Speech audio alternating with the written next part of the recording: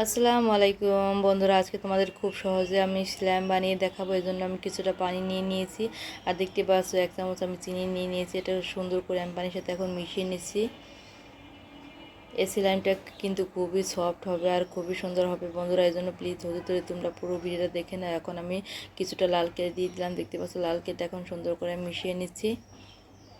ভালো করে এটা মিশিয়ে নেব। আজকে কিন্তু এই কেলে দিয়ে তোমাদেরকে স্ল্যাম বানিয়ে দেখাবো, দেখতে পাচ্ছ।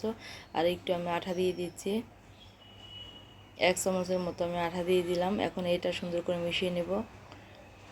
প্লিজ ধৈর্য ধরে ভিডিওটা শেষ পর্যন্ত দেখো বন্ধুরা, স্লাইমটা কিন্তু খুবই সুন্দর হবে।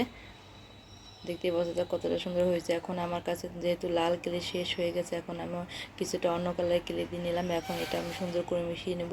একটু একটু করে কেলে দিয়ে আমি এটাকে সুন্দর করে ভালো করে স্ল্যাম বানিয়ে নেব। দেখতে পাচ্ছ সুন্দর করে মিশিয়ে নিচ্ছি। এখন আমি হাত দিয়ে মিশিয়ে নেব।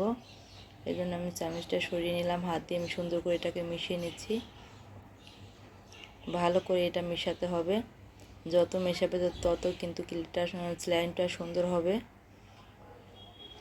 দেখতে পাচ্ছ এর মধ্যে কিন্তু স্লাইম আমার হয়ে গেছে। তোমাদেরকে আমি সুন্দর করে এখন হাত দিয়ে দেখিয়ে দিচ্ছি স্লাইমটা কতটা সফট হয়েছে আর কতটা সুন্দর হয়েছে। দেখতে পাচ্ছ বন্ধুরা, দেখো কতটা সুন্দর হয়েছে স্ল্যামটা, আর অনেক সফট হয়েছে, কিন্তু হাতে কিন্তু একটু লেগে যাচ্ছে না। দেখতে পাচ্ছ, তোমাদেরকে তো আমি দেখিয়ে দিচ্ছি।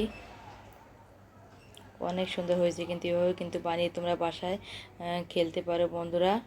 হ্যাঁ, বাজারে কেনা স্ল্যামের মতো হয়তো হবে না, কিন্তু একদম খারাপও হবে না, কিন্তু খুবই ভালো হয়েছে। এভাবে তোমরা কিন্তু অনেকক্ষণ খেলতে পারো এগুলো নিয়ে। অনেক সফট হয়েছে, হাতে কিন্তু একটু লেগে যাচ্ছে না। আল্লাহ হাফেজ।